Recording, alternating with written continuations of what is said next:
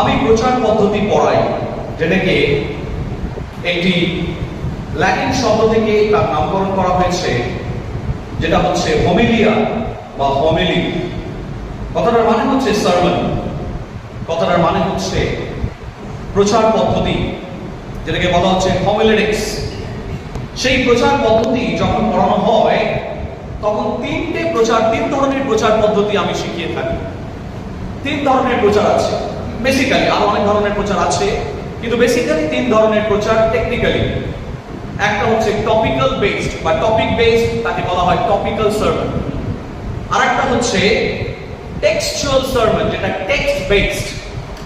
তো আরেকটা হচ্ছে এক্সপোজিটরি, মানে ব্যাপারটাকে এক্সপোজ করতে হয়, ব্যাপারটাকে ব্যাখ্যামূলক, বাংলায় বলে ব্যাখ্যামূলক। একটা হচ্ছে টপিক বেসড, মানে বিষয় সংক্রান্ত, একটা হচ্ছে শাস্ত্র সংক্রান্ত, আর একটা হচ্ছে ব্যাখ্যামূলক। যখন আমি টপিক্যাল সার্মনের বিষয় আমি বলি, তখন আমি বলি একটি খাবারের সাথে তুলনা করা হয়। আমি বলি ডাল আর মাছ ভাত, ডাল ভাত বা ডাল ভাতই বলা যেতে পারে টপিক্যাল সার্মন বা বিষয়বস্তুমূলক প্রচার। যখন আমি টেক্সচুয়াল সার্মনের বিষয় বলি বা শাস্ত্রসঙ্গত, সেটা হচ্ছে মাংস ভাত বলা যেতে পারে বা বিরিয়ানি বলা যেতে পারে। কিন্তু যখন আমি ব্যাখ্যামূলক বিষয় বলি, এটা একটু এলাবোরেটিভ, মানে একটু ব্যাখ্যা করে অনেক কিছু ডেপথে ঢুকতে হয়। অনেক সময় দেখবেন বিরিয়ানি রান্না করা খুব সহজ, কতজন মনে করেন সত্যি সহজ? বিরিয়ানি রান্না করলাম, আমি দিয়ে দিলাম। কিন্তু যদি বলে বাঙালিয়ানা খাবার রান্না করতে, তাহলে কিরকম হবে? আমি কিন্তু বিরিয়ানির থেকে বাঙালিয়ানা বেশি পছন্দ করি। তাতে কি থাকে?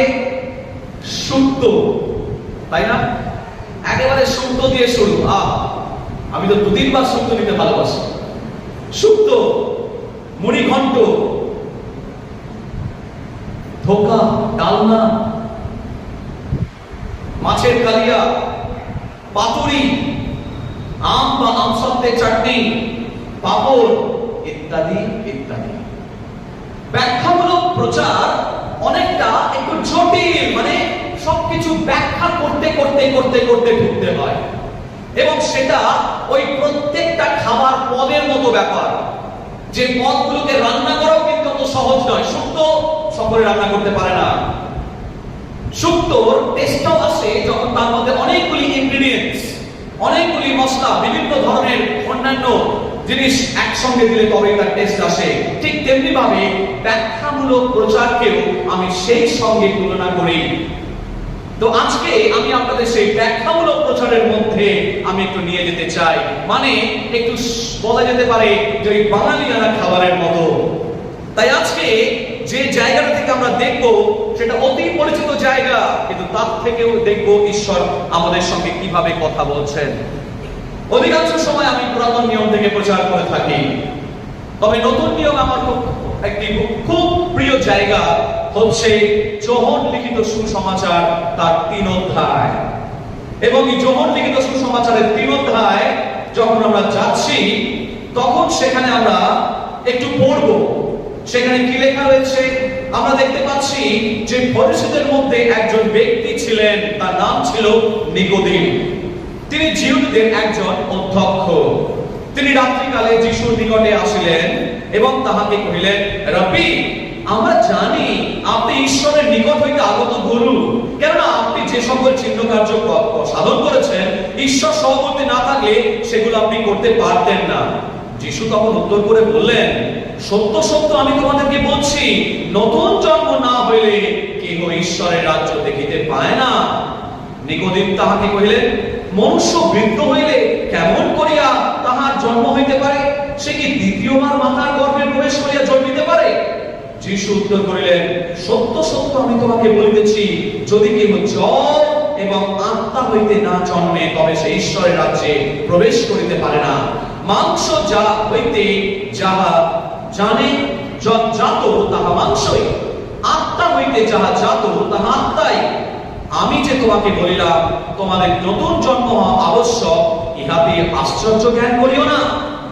এই পুরো শাস্ত্রাংশটাকে ভেঙে ভেঙে আমি ব্যাখ্যামূলক প্রচারের মধ্যে আজকে যেতে চাই। আজকে ঠিক টপিক বেসড বা আজকে ঠিক ওই কি বলে শাস্ত্রাংশগুলো এর মধ্যে আমি যেতে চাই না। আজকে প্রথম যে জায়গাটায় আমি আপনাদের দৃষ্টি আকর্ষণ করতে চাই তা হলো ফরিসি। এই ফরিসি কারা? কারণ এখানে 3:1 বলছে ফরিসিদের মধ্যে একজন ব্যক্তি। প্রথম শব্দ যে শব্দটা এখানে রয়েছে সেটা হচ্ছে ফরিসি। এই ফরিসি কারা? এই ফরিসি ছিল তারাই যারা ব্যবস্থাকে মেনে চলত। এই ফরিসি তারাই, সাধু পৌল ছিলেন একজন ফরিসি। কারণ ফরিসিরা ব্যবস্থাকে পুঙ্খানুপুঙ্খভাবে মেনে চলার চেষ্টা করত। এই ফরিসিরা ছিল অত্যন্ত কট্টরবাদী। এই ফরিসিরা কিছুতেই কোনো কিছুর সঙ্গে আপোষ করত না, এবং সাধু পৌল কিন্তু কোনো কিছুর সঙ্গে আপোষ করতে চাননি। কিন্তু পরবর্তীকালে ফরিসিদেরকে যিশু কিন্তু ভৎসনা করেছেন, কারণ তিনি বলেছেন ফরিসিরা শুধু ওপরে চিৎকার করে প্রার্থনা করে, কিন্তু মোটেই কিন্তু এদের গভীরে ঈশ্বরের বাক্য প্রবেশ করেনি। এরা চিৎকার করে রাস্তায় দাঁড়িয়ে দাঁড়িয়ে প্রার্থনা করত, লোককে দেখিয়ে দেখিয়ে প্রার্থনা করত এবং বলতো, কারণ যিশু এই কারণে তিনি বলেছিলেন এদেরকে কিছুটা ঠকবার জন্য যিশু বলেছিলেন যে তুমি নিজের অন্তরাগারে প্রবেশ করো এবং সেখানে গিয়ে প্রার্থনা করো, লোককে দেখিয়ে প্রার্থনা করার দরকার নেই। এই ছিল, অর্থাৎ ফরিসিরা একটা স্তর থেকে আরেকটা স্তরে পড়ে গিয়েছিল। প্রথম জীবনে ফরিসিরা ছিল একটু ভীষণ ঈশ্বর ভক্ত, ভীষণ তার একটা লেভেলে ছিল, কিন্তু সেই লেভেল যিশুর সময় তাদের পড়ে গিয়েছিল। এবং এই সত্য কি ফরিসিরা তারা কি করত? তারা বেশিরভাগ সময় লোকে দেখা দেখি তাদের ধার্মিকতাকে প্রকাশ করার চেষ্টা করত। এই ফরিসিদের মধ্যে ছিলেন একজন নিকোদিম, এবং সেই নিকোদিম তিনি, তার নামের একটা অর্থ ছিল, এটা একটা গ্রিক শব্দ। আমরা ডেমোক্রেসি শব্দটা শুনেছি, আমি বলেছি ব্যাখ্যা করব। ডেমোক্রেসি শব্দটা কিন্তু এটা গ্রিক শব্দ। অনেক কিছু গ্রিক শব্দ আপনারা জানেন, কিন্তু আপনারা জানেন না ওটা অরিজিনালি গ্রিক শব্দ। মজা লাগবে গ্রিক যখন আমি একটা শব্দ বলবো আপনাদের বেশ মজা লাগবে যে বাহ, আমরাও তো অনেক গ্রিক শব্দ জানি। অনেক গ্রিক শব্দ আছে আপনারা জানেন, কিন্তু জানেন না ওটা গ্রিক শব্দ, ভাবেন ওটা ইংরেজি শব্দ, কিন্তু ওটা ইংরেজি শব্দ না। এইরকম একটা শব্দ হচ্ছে ডেমোক্রেসি। এই ডেমক কথাটা এসছে মানে হচ্ছে পিপল, মানে হচ্ছে লোকজন, জনগণ। অর্থাৎ এই নিকোডেমা অর্থাৎ নিকো কথার মানে হচ্ছে যে জয় করে, কনকোয়ারার অফ পিপল। নিকোডিমাস শব্দের অর্থ হচ্ছে কনকোয়ারার অফ পিপল, বা যে মানুষকে জয় করে। নিকোডিমাস ছিলেন যিনি মানুষকে, তার নামের অর্থ হচ্ছে যিনি মানুষকে জয় করেছেন। এই নিকোডিম ছিলেন একজন ফরিসি। এই ফরিসি তার কি কোথাকার ফরিসি? তারপরে দেখুন সেই জায়গায় ব্যাখ্যা করছে, ফরিসিদের মধ্যে একজন ব্যক্তি ছিলেন, তাহার নাম নিকোদিম। তিনি জিহুদীদের একজন অধ্যক্ষ। তিনি ছিলেন জিহুদীদের অধ্যক্ষ। এই অধ্যক্ষ কোথাকার অধ্যক্ষ? অধ্যক্ষ বলতে আমরা কি বুঝি? তিনি হচ্ছেন জিহুদীদের যে রুলিং কাউন্সিল, সেটা ছিল ধর্ম একটি ধর্মের মধ্যে যে তাদের যে রুলিং কাউন্সিল ছিল, সেই কাউন্সিল, সেই পর্ষদের একজন নেতা স্যানহেড্রিন তার নাম। সেই জুইশ রুলিং কাউন্সিলের নাম হচ্ছে স্যানহেড্রিন, এবং তিনি তার নেতা ছিলেন। সুতরাং কথাটার মানে কি? এর মানে বুঝবেন একটু পরে, কেন আমি কেন এতগুলো ব্যাখ্যা জিনিস করছি। অর্থাৎ তিনি কোনো সাধারণ ব্যক্তি ছিলেন না। তিনি একজন ব্যক্তি ছিলেন যিনি জিহুদি সমাজ ব্যবস্থা সম্বন্ধে একেবারে চৌকস। তিনি একদম একেবারে পুঙ্খানুপুঙ্খভাবে জানেন, একেবারে মেটিকুলাসলি তার ঠোঁটস্থ হয়েছে, একেবারে মুখস্থ হয়েছে ঈশ্বরের বাক্য, একেবারে পুরাতন নিয়ম সম্বন্ধে তিনি একজন পণ্ডিত। এবং তিনি সেই কাউন্সিলের, জিহুদি রুলিং কাউন্সিলের স্যানেট্রির একজন নেতা। তিনি সাধারণ কোনো ব্যক্তি নন, জনতার মতো একজন সাধারণ ব্যক্তি নন, তিনি একজন নেতা। তারপরে বলছে রাব্বি, যিশুকে, তারপরে তিনি রাত্রিকালে যিশুর নিকটে আসলেন এবং তাহাকে বলিলেন রাব্বি। এই রাব্বি কথাটা কোথা থেকে এসেছে? আপনারা অনেকেই হয়তো জানেন রব শব্দটা অনেকে বলে আরবি শব্দ, কেউ বলে উর্দু শব্দ, কিন্তু এটা অরিজিনাল শব্দ কিন্তু হিব্রু শব্দ। হিব্রু শব্দ রবকে যিনি আরাধনা করেন তিনি হচ্ছেন রাব্বি। এবং রব শব্দটা খুবই পরিচিত। রব মানে হচ্ছে যিনি আমাদের ঈশ্বর, যিনি আমাদের পিতা, ঠিক আছে, তিনি হচ্ছেন রব। আর রাব্বি কথার মানে হচ্ছে যিনি তার সেবা করেন, যিনি তার ব্যবস্থার শিক্ষক, তাদেরকে রাব্বি বলা হতো। অর্থাৎ থেকে বিচার করলে এখানে নিকোদিম স্বীকার করে নিচ্ছেন যে যিশু একজন ঈশ্বর থেকে আগত ব্যক্তি, কারণ তার যে কাজকর্মগুলো তিনি করছিলেন, তিনি কোন সাধারণ কাজকর্ম করছিলেন না। তিনি সমস্ত লোকেরা চমকে যাচ্ছিল, এই কাজ এই ব্যক্তি এত কিভাবে করতে পারে। এই জন্যই করতে পারে কারণ তার সঙ্গে ঈশ্বর সহবর্তী রয়েছেন। বলুন আমেন। নিকোদিম আমরা দেখতে পাচ্ছি রাত্রির বেলায় এসেছিল, কেন দিনের বেলায় নয়? কেন দিনের বেলায় নয়? এই প্রশ্নগুলো যখন আপনি পড়েন আপনার মনের মধ্যে হয়তো নিশ্চয়ই ঘটেছে, নিশ্চয়ই আপনি চিন্তা করেছেন এই রাত্রিবেলা কেন এলেন, কেন দিনের বেলা আসবেন না? কারণ ভুলে যাবেন না যে ফরিসীদের মধ্যে ফরিসীদেরকে তিনি সম্পূর্ণরূপে বৎসর্ষণা করছিলেন, ফরিসীদেরকে তিনি ধমকাচ্ছিলেন এবং এই ফরিসীরা তার এগেইনস্টে চলে গিয়েছিল। এবং এই ফরিসীরা যখন তার এগেইনস্টে চলে গিয়েছিল তারা তার সঙ্গে দূরত্ব বজায় রেখে চলছিলেন, এবং যখন দূরত্ব বজায় রেখে চলছিলেন তাদের মধ্যে একজন বুঝতে পেরেছে এই ব্যক্তি কোনো সাধারণ ব্যক্তি নয়, যিশু কোনো সাধারণ ব্যক্তি নয়, ঈশ্বর তার সহবর্তী রয়েছে। আর তাই তাদেরকে লুকিয়ে তিনি রাত্রির বেলায় দেখা করতে এলেন এবং এসে বললেন যে আমি বুঝতে পেরেছি আপনি কোনো সাধারণ ব্যক্তি নন, আপনি কোনো একজন সাধারণ ব্যক্তি পড়েন না, কারণ আপনার উপরে ঈশ্বর সহবর্তী রয়েছে, আপনার উপরে ঈশ্বরের হাত রয়েছে, আর সেই কারণে এই অলৌকিক কাজগুলো আপনি করতে পারছেন। ঈশ্বর যখন সহবর্তী থাকেন তখন অসাধ্য সাধন তিনি তার ব্যক্তিদের দিয়ে করান। কোন শক্তি মানুষ থেকে আসে না, কোন শক্তি দল থেকে আসে না, সেই শক্তি প্রাইমারিলি ঈশ্বর থেকে আসে। আর সেইটা এই বাক্যে প্রমাণ করছে। ঈশ্বর থেকে সেই শক্তি এসেছিল, রব থেকে সেই শক্তি এসেছিল, সেই রব ঈশ্বর তাকে শক্তি দিয়েছিলেন, অভিষেক দিয়েছিলেন যিশুর উপরে। আর সেইটা নিকোদিম একজন ব্যবস্থা পুস্তকের শিক্ষক হিসেবে, ব্যবস্থা পুস্তকের পণ্ডিত হিসেবে, ব্যবস্থা পুস্তকের অধ্যক্ষ হিসেবে তিনি সেটা সেদিন বুঝতে পেরেছিলেন। আর তাই সেদিন রাত্রিবেলায় এসেছিলেন, সকালে আসতে পারেননি।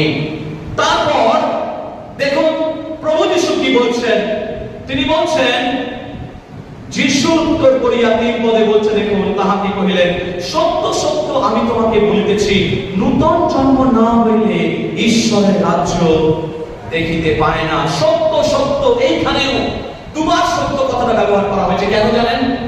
কারণ গ্রিক ভাষায় যে শব্দ ব্যবহার করা হয়েছে সেই শব্দটা হচ্ছে, এক্ষুনি একটা একটু শব্দ বলবো তারপর বাবা এই শব্দটা গ্রিক শব্দ না, ইগো। ইগো শব্দটা ইংরেজি শব্দ নয়। এগো এমি, যিশু যতবার তিনি বলেছেন এগো এমি, এগো এমি, এগো এমি। এগো মূল শব্দ হচ্ছে এগো। এগো থেকে ইংরেজিতে অ্যাংলিসাইজ ভার্সন হয়ে গেছে ইগো। এগো গ্রিক শব্দ, আর সেই গ্রিক শব্দ মানে আই। এমি মানেও আই অ্যাম। দুবার আই এর উপরে জোর পড়ছে, স্ট্রেস পড়ছে। আর সেই কারণে এখানে তিনি বলছেন, দুবার তিনি বলছেন, সত্য সত্য তোমাদেরকে বলিতেছি। কে বলছে? আমি বলছি, প্রভু যিশু বলছেন। এবং তিনি বলছেন যে এই সত্য ব্যতি রেখে আর কোনো সত্য নেই। বলুন আমেন। সেই কারণে প্রভু যিশু বলেছেন, তিনি বলছেন, আমা দিয়া না আসলে কেউ ঈশ্বরের কাছে পৌঁছতে পারবে না, আমা দিয়া না আসলে কেউ ঈশ্বরের কাছে যেতে পারবে না। কারণ তিনি যে সত্য বলছেন, যে সত্য ছাড়া আর কোনো সত্য নেই। সেই জন্য তিনি বলছেন, তোমরা সত্যকে জানিবে, সত্য তোমাদের স্বাধীন করবে। সেই সত্যের কথা এখানে বলছেন, যে সত্যকে না জানলে আপনি স্বর্গরাজ্যে যেতে পারবেন না। আপনি হয়তো মনে মনে ভাবছেন যে আমি স্বর্গরাজ্যে পৌঁছাবো, আপনি মনে মনে অনেক প্রস্তুতি দিচ্ছেন, আপনি মনে মনে ভাবছেন আমি নিশ্চয়ই স্বর্গে যাব, আমার নিশ্চয়ই স্থান পরিবর্তন হবে, আমার নিশ্চয়ই সবকিছু হবে। কিন্তু ভুল।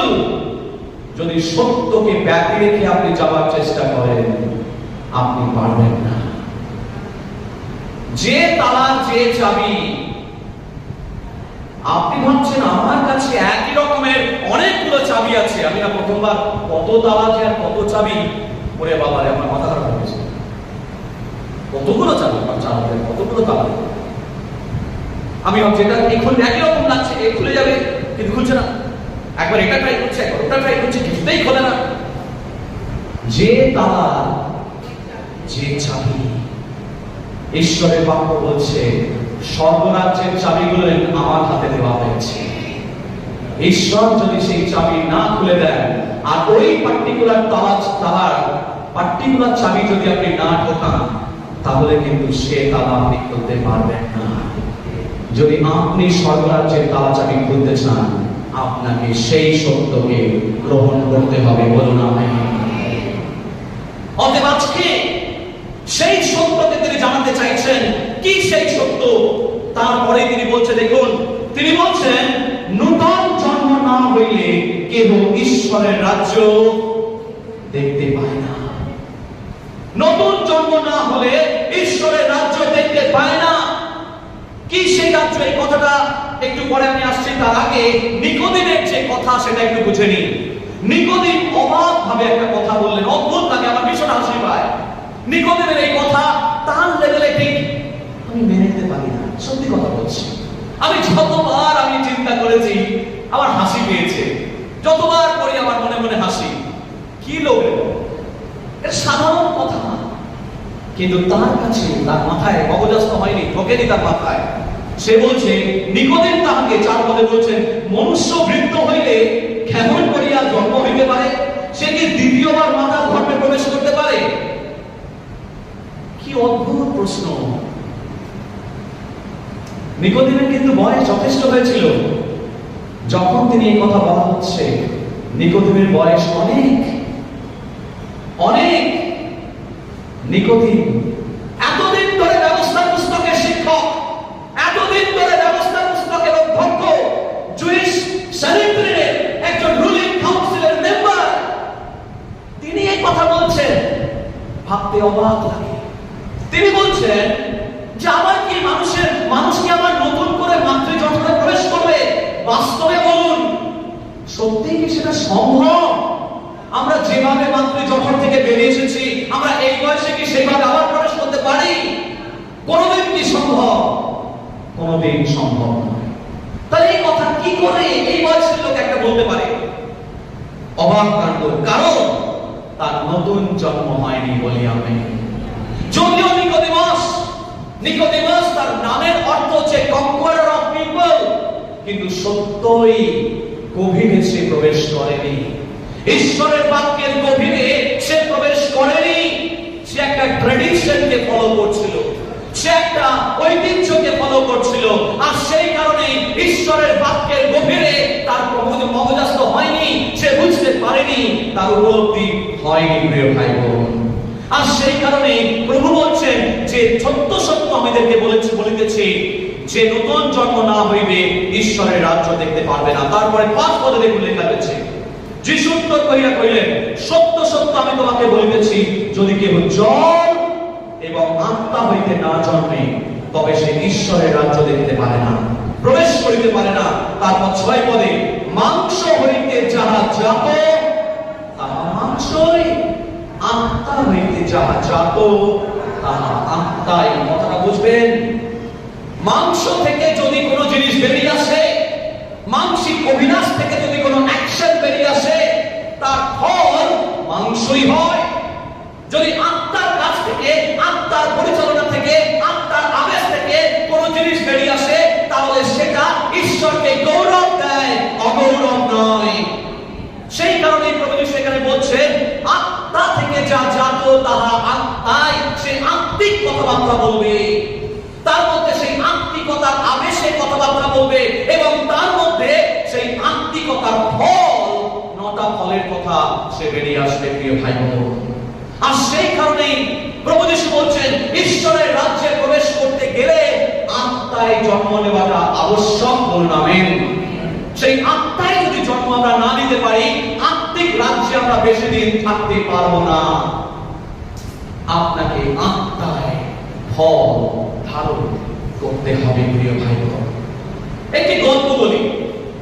একজন ব্যক্তি বিকেলবেলায় খুব সভাবে ধুতি পাঞ্জাবি পরে কফি খাচ্ছেন। সুন্দর একটা বাগানের মধ্যে, চারিদিকে ফুল আছে, বেশ ছাতা টাতা খাটিয়ে, বাংলো টাইপের যে সমস্ত বাড়িতে ছাতা টাতা খাটিয়ে বেশ সুন্দর দাঁড়িয়ে দাঁড়িয়ে সাদা ধবধবে ধুতি পাঞ্জাবি পরে একদম কফিতে চা খাচ্ছে, চুমুক লাগাতে যাবে। এমন সময় তার বাড়ির পেছনের কুকুরটা এসে মারল ধাক্কা।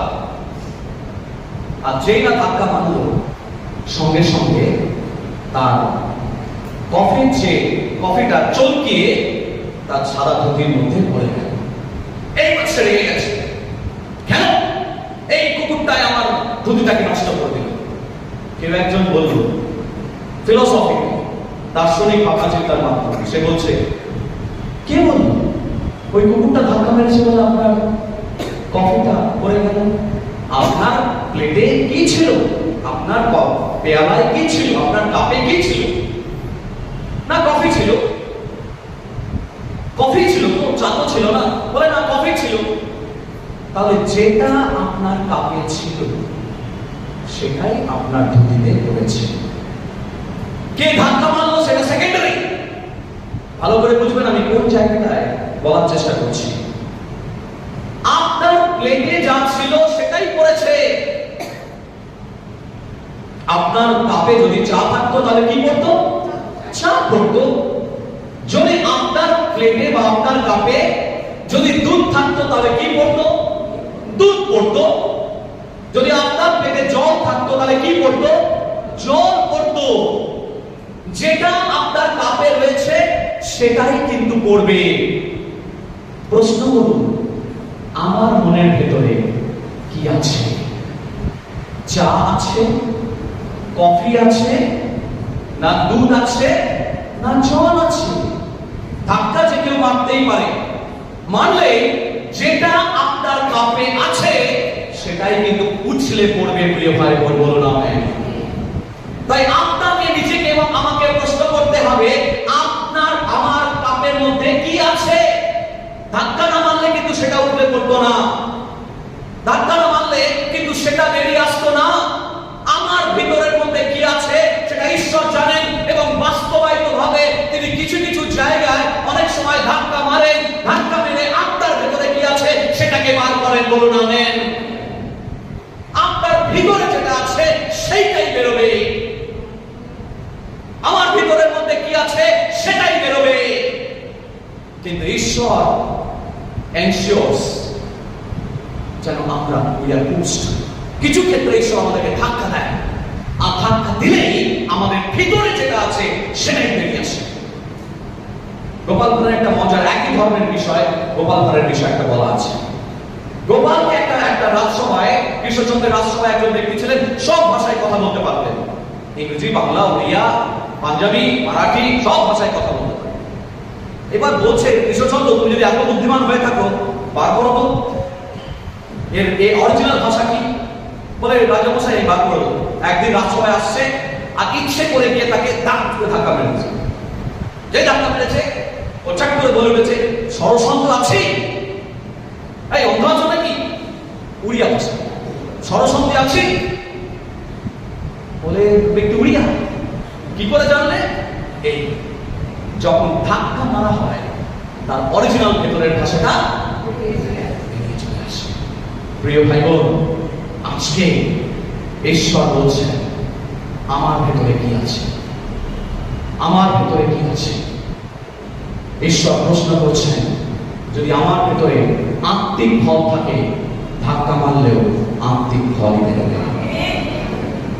ধাক্কা মারলে আত্মিক ফল প্রেম বেরোবে, আত্মিক ফল ক্ষমা বেরোবে, আত্মিক ফল ভালোবাসা বেরোবে, আত্মিক ফল ধৈর্য বেরোবে, আত্মিক ফল। আমার প্লেটের মধ্যে কি আছে আমি প্রশ্ন করি প্রিয় ভাই বোন। ঈশ্বর বলছেন যে আজকে নতুন জন্ম না হইলে তোমরা ঈশ্বরের রাজ্যে প্রবেশ করতে পারবে না। নতুন জন্ম না হলে তোমরা ঈশ্বরের রাজ্যে ঢুকতে পারবে না, কারণ ঈশ্বরের রাজ্যে ঢোকার জন্য অন্য চাবি রয়েছে। সেই চাবি দিয়েই আপনাকে তালা চাবি খুলতে হবে। যদি জগতের তালা চাবি দিয়ে সেটাকে ভাঙতে চান, ও তালা চাবি কোনোদিন ভাঙতে পারবেন না, আপনিও প্রবেশ করতে পারবেন না। জগতের প্রিন্সিপাল দিয়ে ঈশ্বরের রাজ্যের তালা চাবি ভাঙা যায় না। বলুন আমেন। জগতের প্রিন্সিপালের চাবি দিয়ে ঈশ্বরের রাজ্যের তালা চাবি ভাঙা যায় না। বহু লোক চেষ্টা করেছে। আমাদের চার্চ হিস্ট্রি বলে একটি সাবজেক্ট আছে। এক সময় বহু বছর ধরে ধর্মযুদ্ধ হয়েছিল, হোলি ক্রুসেড বলে, হোলি রোমান এম্পায়ার। সেই ক্রুসেডে তারা তলোয়ার নিয়ে যুদ্ধ শুরু করে দিয়েছিল। ঈশ্বর সেই যুদ্ধকে মোটেই সম্মান দেননি, কারণ তিনি বলেছেন তলোয়ারের ঘায়ে আর একটা তলোয়ার বেরোতে পারে, কিন্তু প্রেম বেরিয়ে আসতে পারে না, প্রেম বেরিয়ে আসতে পারে না। আজকে যদি মন্দতার বিষয় মন্দতা দিয়েই হয়, তাহলে জগতের সঙ্গে আমাদের তফাৎ কি? সেই কারণে মন্দতার বিষয় উত্তমতা দিয়ে হবে। বলুন আমিন। আসুন, ঈশ্বর বলছেন যে আজকে সেই নতুন জন্ম কি, নতুন জন্মের বিষয় যখন আমরা এখন দেখব, নতুন জন্মের বিষয়ে আমরা দেখব কি বিষয় বলছেন। সত্য সত্য আমি তোমাদেরকে বলতেছি, আত্মা ও জল এবং আত্মা যারা না জন্মে তারা স্বর্গরাজ্যে প্রবেশ করতে পারবে না। এই জল কি? অনেকেই ভাবে জলে বাপ্তিস্ম, মোটেই তা নয়। তাই জলে বাপ্তিস্ম দিলে যদি স্বর্গে চলে যায়, তাহলে আপনি এক কাজ করুন, আপনাকে জলে বাপ্তিস্ম নেওয়ার দরকার নেই। হুগলি নদী দিয়ে জল বয়ে যাচ্ছে, যিশুর নামে ডুবে যান, আপনি চলে যাবেন। তাহলে দেখবেন প্রত্যেক দিন বহু লোক স্নান করছে গঙ্গা নদীতে, একবার করে ডুব দিন, প্রতিদিন একবার করে ডুব দিন, চিন্তা নেই। আমিও ডুব দিয়েছি বহুবার। যে কোনো পূজা উৎসবে চলে যেতাম বাবুঘাটে, গিয়ে ডুব দিয়ে আসতাম। তাই যদি তখনই যদি পরিত্রাণ হয়ে যাওয়ার ছিল, তাহলে এখানে রাস্তার দরকার ছিল। তাহলে জলে বাপ্তিস্ম নিলেই আপনি স্বর্গে চলে যাবেন না। মার্টিন লুথার একজন, তিনি বিরাট বড়, তার থেকে মার্টিন প্রোটেস্ট্যান্ট ধর্ম শুরু হয়েছিল এবং তিনি বলেছিলেন, এবং পোপ তাকে লিখে দিচ্ছে, এক হাতে মদের বোতল আর এক হাতে সার্টিফিকেট সাইন বাই পোপ, বলছেন এই সার্টিফিকেট পেয়ে গেছি, আমি এবার স্বর্গে চলে যাব। মার্টিন লুথার মাথা ঘুরে গেছে তার থিওলজি। সে বলছে এটা কি? 40 দিন তিনি প্রার্থনায় ছিলেন, ফাস্টিং সহকারে, এবং ঈশ্বর তাকে দেখালেন রোমীয় পুস্তকের 1 অধ্যায় 16 পদ এবং 17 পদ। সেখানে কি লেখা রয়েছে? ধার্মিক বিশ্বাস হেতু বাঁচিবে। ধার্মিক বিশ্বাস হেতু বাঁচিবে। তার প্রথম, তার ইউটার্ন হলো, ইউটার্ন কি জিনিস? আপনি যখন একদিকে যাচ্ছেন বাইক নিয়ে, দেখছেন সিগন্যাল নেই, আপনাকে ঘুরে আসতে হবে।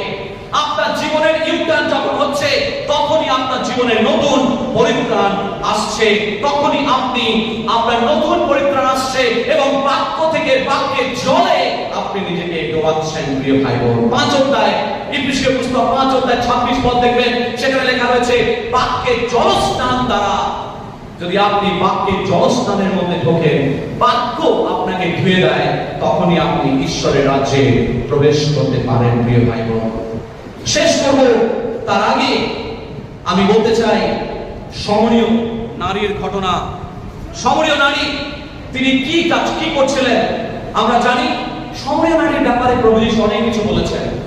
তিনি ভাববাণী হিসেবে ভাববাণী বলেছেন, এই ব্যক্তির অনেকগুলো স্বামী হয়ে গেছে এবং যে মহিলা পুরুষের সঙ্গে সে রয়েছে সেও তার স্বামী নয়, ইত্যাদি ইত্যাদি অনেক কিছুই বলছে। ভালো করে বোঝার চেষ্টা করবেন। সমরীয় নারী তিনি বুঝতে পারলেন যে প্রভু যীশু তার জীবনের ঠিক কথা বলেছেন। সমরীয় নারী এতক্ষণ ধরে তিনি একা একা জল তুলতে এসেছিলেন।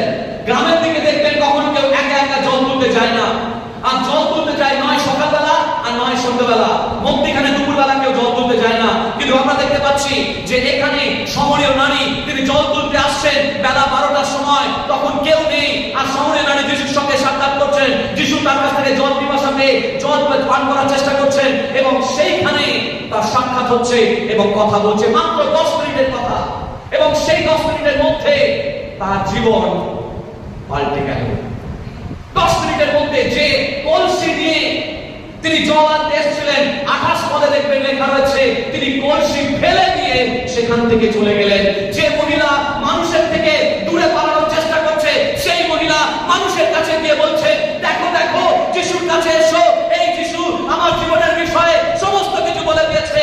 দেখো দেখো যে এতদিন পর্যন্ত মানুষের ভয়েতে দূরে পালিয়ে বেড়াতো, বেলা 12টার সময় জল আনতে আসছে, কেউ যেন তাকে দেখতে না পায়, সমাজে এক ঘরে রয়েছে, সেই ব্যক্তি মানুষের কাছে ছুটে যাচ্ছে এবং কি ফেলে দিয়ে যাচ্ছে?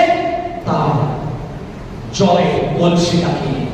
যখন মন পরিবর্তন হবে, যখন নতুন জন্ম হবে, সেই কলসিটাকে ধরে রাখতে পারবে না। ওই কলসিটা হচ্ছে জাগতিকতার প্রতীক, ওই কলসিটা হচ্ছে সমস্ত জাগতিক চিন্তা ভাবনার প্রতীক,